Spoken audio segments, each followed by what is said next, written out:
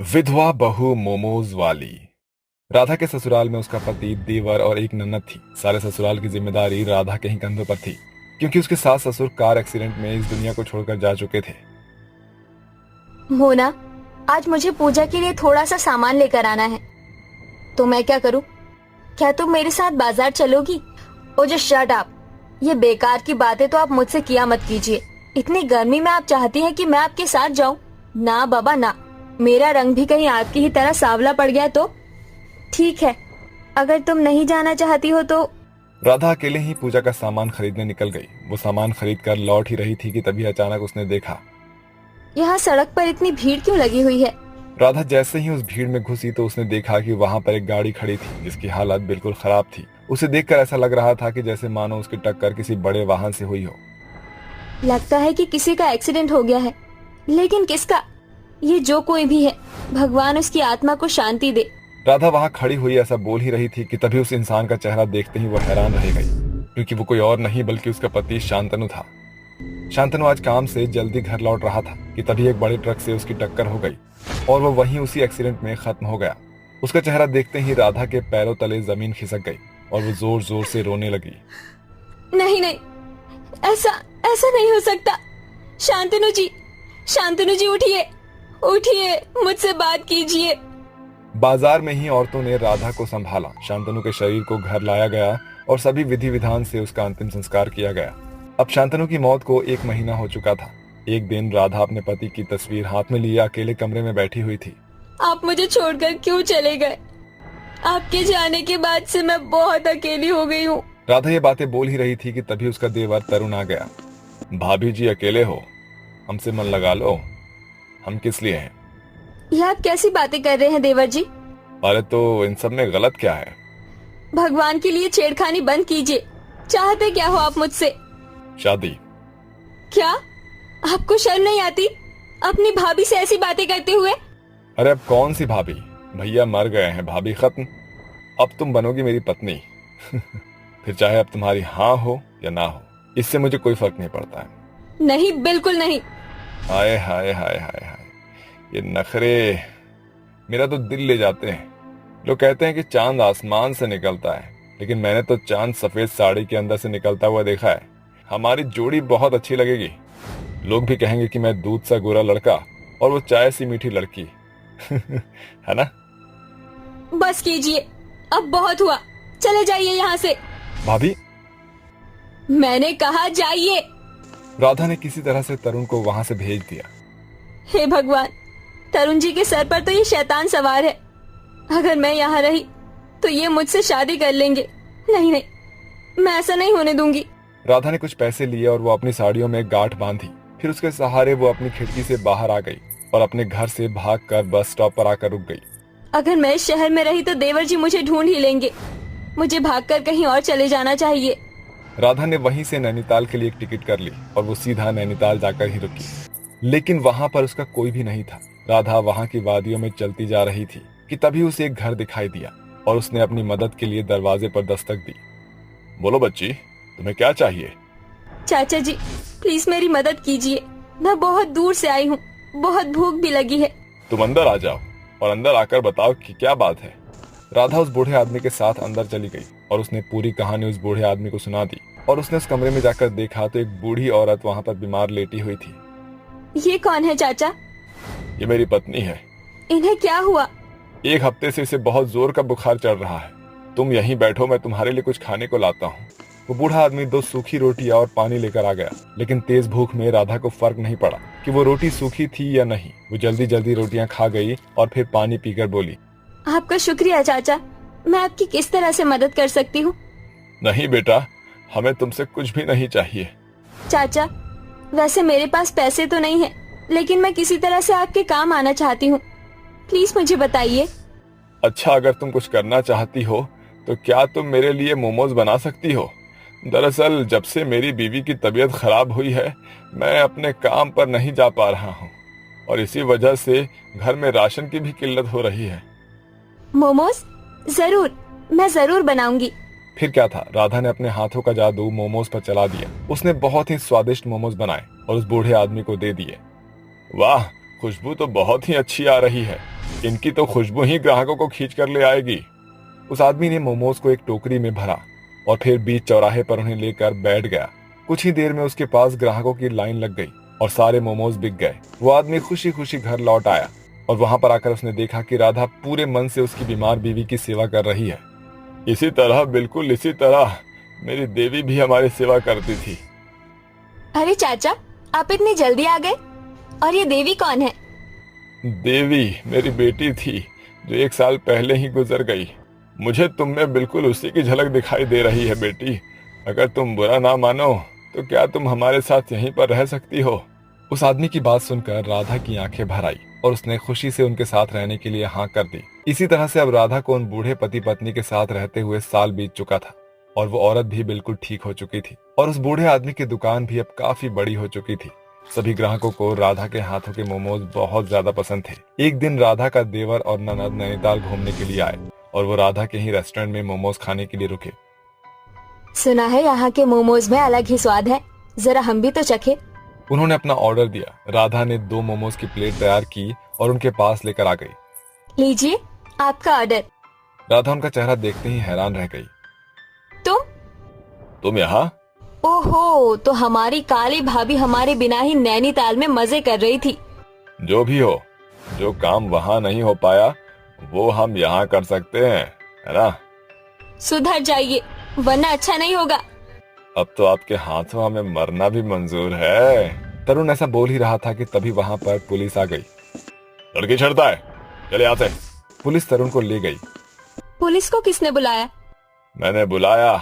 मैंने तुम्हारी बातें सुन ली थी। अब तुम सुरक्षित हो बेटी। ये सब हो क्या रहा है? मोना रुको, मैं तुम्हें समझाती हूँ। राधा ने मोना को पूरी बात बता दी। मोना को भी अपने भाई पर बहुत गुस्सा आया। राधा ने उसे भी अपने साथ ही रख लिया और वो अब सभी लोग मिलकर खुशी खुशी मोमोज बेचते थे और सभी लोग मिलकर खुशी खुशी रहने लगे। शर्मिला के 2 बेटे थे। उसने अपने लालच के कारण बड़े बेटे शौर्य की शादी अमीर काले रंग की शेफाली से कर दी थी। शेफाली अपने ससुराल का कोई काम नहीं करती थी। अगर सास उसे कुछ कहती भी थी तो शेफाली बोलती थी, अरे माँ जी, मैं अमीर घर की लड़की हूँ, आप मुझसे नौकरों वाले काम करने को क्यों कहती हैं? बहू, तुमने पहले दिन भी रसोई में खाना नहीं बनाया था। कम से कम कभी कभार तो अपने हाथों का कुछ बनाकर खिला दो, जिससे हमें लगे कि तुम्हें कुछ बनाना आता है। अच्छा माँ जी, अब आपको लगवाने के लिए मैं खाना बनाकर खिलाऊंगी, तभी आप मानेंगी कि मुझे खाना बनाना आता है। वाह वाह वाह, कोई बात नहीं, रहने दे बहू, मैं खुद बना लूंगी खाना। एक तो दहेज के चक्कर में इस काली को अपने बेटे के पल्लू से बांध दिया, ऊपर से नखरे ऐसे करती है जैसे गोरी चिट्टी एलिजाबेथ हो। अगर काली होकर इसके इतने तेवर हैं, फिर गोरी होकर कितने तेवर दिखाती है, घमंडी कहीं की। क्या हुआ माँ जी, मन में मुझे आप गालियां दे रही हैं क्या? अरे नहीं बहू, तू पागल है क्या? मैं तो तुझे बहुत प्यार करती हूँ, तू तो मेरी लाडो रानी है, बड़ा लाडो रानी है। नौकरानी से ज्यादा मेरे लिए कुछ नहीं है, पर ये नौकरानी वाला काम आजकल मुझे करना पड़ रहा है। मुझे अपने दूसरे बेटे की अच्छी बहू लानी है। मैं बुढ़िया कब तक अपनी हड्डी घिसूंगी। अच्छा बहू, मैं ही खाना बनाने जा रही हूँ, अगर तुझे थोड़ी सी शर्म आ जाए तो मेरा हाथ बटाने आ जाना। नहीं माँ जी, मैं तो बेशरम हूँ, मैं तो आ नहीं सकती आपका हाथ बटाने। हाँ, लेकिन मेरे पास इतने पैसे जरूर हैं कि मैं नौकरों की लाइन यहाँ लगवा दूँ। आप मेरे लिए आज मटर पनीर और कोफ्ते की सब्जी जरूर बना देना। हाँ हाँ बहू, जरूर। दोनों सास बहू कहने के लिए या पैसों के लिए एक साथ रहती थीं, प्यार से बात भी करती थीं और मिर्ची की तरह अपना तेजपना भी दिखाती थीं। ये सुनकर शर्मिला अपनी बहू के लिए खाना बना देती है। बदले में शेफाली उसे महंगी साड़ियां देती थी, मॉल में शॉपिंग करवाती थी, जिससे शर्मिला को काम करने में कोई आपत्ति नहीं होती थी। लेकिन कभी कभार ज्यादा थकान की वजह से उसे अपने दूसरे बेटे की शादी का ख्याल आता था।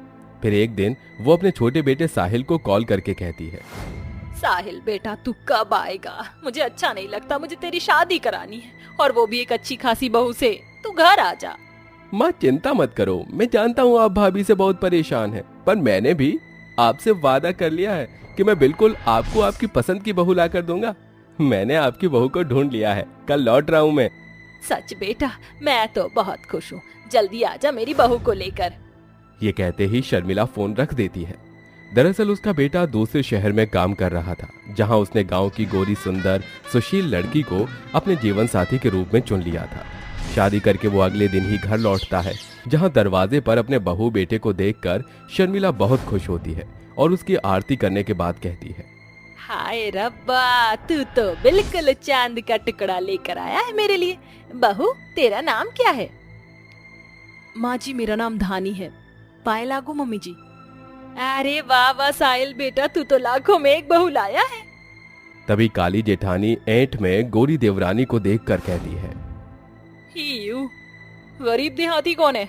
हाँ, मुझसे थोड़ा सा रंग फेयर है, पर ये गरीब देहाती आपकी बहू बनी है। ओ गॉड देवर जी, ये क्या किया आपने? माँ जी, तो दहेज में आपके लिए एक फूटी कौड़ी नहीं लाई, ना ही कुछ सोना चांदी।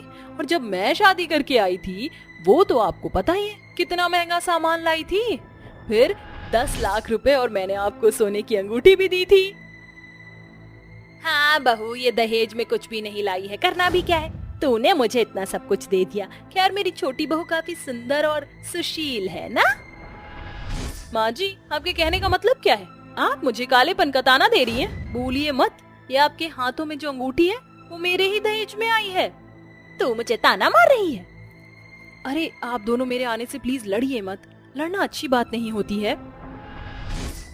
बातों ही बातों में मैं तो भूल ही गई कि मुझे अपनी बहू का गृह प्रवेश भी करना है। अंदर आजा बहू।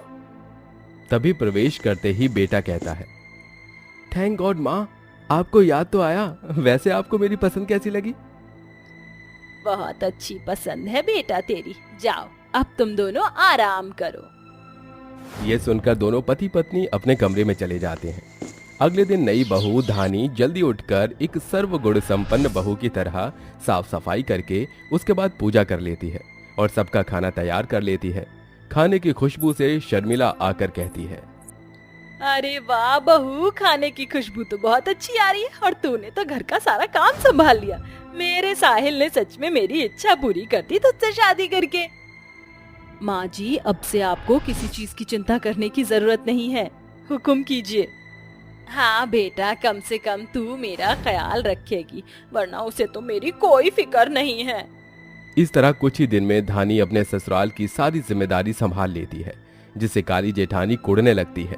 इसलिए कभी कभार वो अपनी देवरानी के काम खराब कर दिया करती थी, जिससे शर्मिला धानी को सुना देती थी। पर धानी सास की बातों का ज्यादा बुरा नहीं मानती थी। समय गुजरता है, दोनों बहू एक साथ गर्भवती हो जाती हैं, जिससे सास अपनी दोनों बहू का बहुत ख्याल रखती थी। पर काली वाली बहू शर्मिला की बताई बातों को मानती नहीं थी। उसे अब भी पैसों का घमंड जो था। यकीन नहीं होता तो खुद देखिए। ओहो माँ जी, ये क्या है? गंदे से अजीब लड्डू, और इन पुराने कपड़ों का मैं क्या करूंगी? अपने बच्चों को मैं ये पहनाऊंगी? मेरे पास माँ जी इतना पैसा है कि मैं अपने बच्चों को ब्रांडेड न्यू कपड़े पहना सकती हूँ। दीदी, माँ जी के जज्बातों को समझो, वो पैसों की बात नहीं कर रही है। पहली बात, ये कपड़े बच्चे के लिए बहुत आरामदायक हैं। दूसरा, ये जेठ जी के बचपन के कपड़े हैं, इससे बच्चे का पिता के प्रति लगाव बढ़ेगा। देखा बड़ी बहू, छोटी बहू ने कितनी सरलता से ये बात कह दी। अब तो तुझे समझ आ गया होगा कि पैसे ज्यादा जरूरी नहीं हैं। तुम तो चुप ही रहो, गरीब हो तो बच्चे को ऐसे ही कपड़े पहनाओगी। घमंडी शेफाली सुनाकर चली जाती है। अगले हफ्ते शर्मिला अपनी दोनों बहू की एक साथ गोद भराई रखती है, जहां दोनों के पीहर वाले आते हैं। शेफाली अपने घमंड के चक्कर में पूरा सोने से और महंगी साड़ी से लद जाती है। वहीं गरीब धानी ने अपनी माँ की पुरानी बनारसी साड़ी पहनी हुई थी। कुछ देर बाद पड़ोसन और रिश्तेदार गोरी बहू को ज्यादा तोहफे और आशीर्वाद देते हैं, जबकि काली बहू को गिनती के तोहफे और आशीर्वाद मिलता है।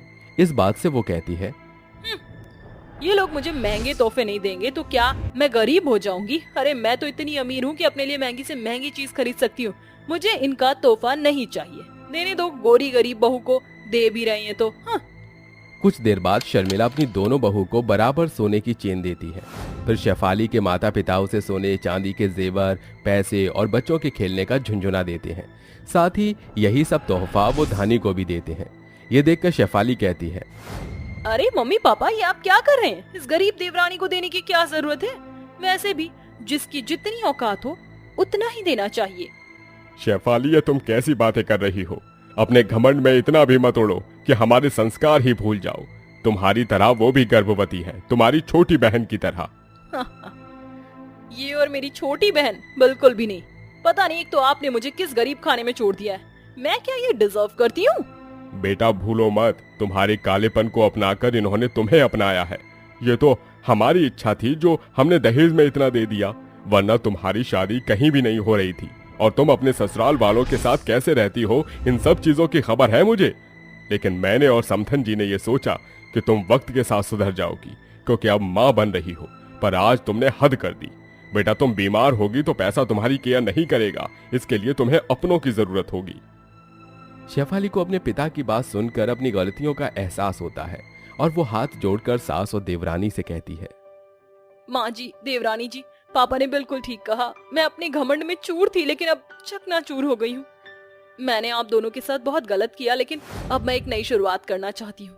अगर दीदी आपको अपनी गलती का एहसास हो गया तो इसमें बुरा ही क्या है? ठीक है, अब हम एक नई शुरुआत करेंगे बहू।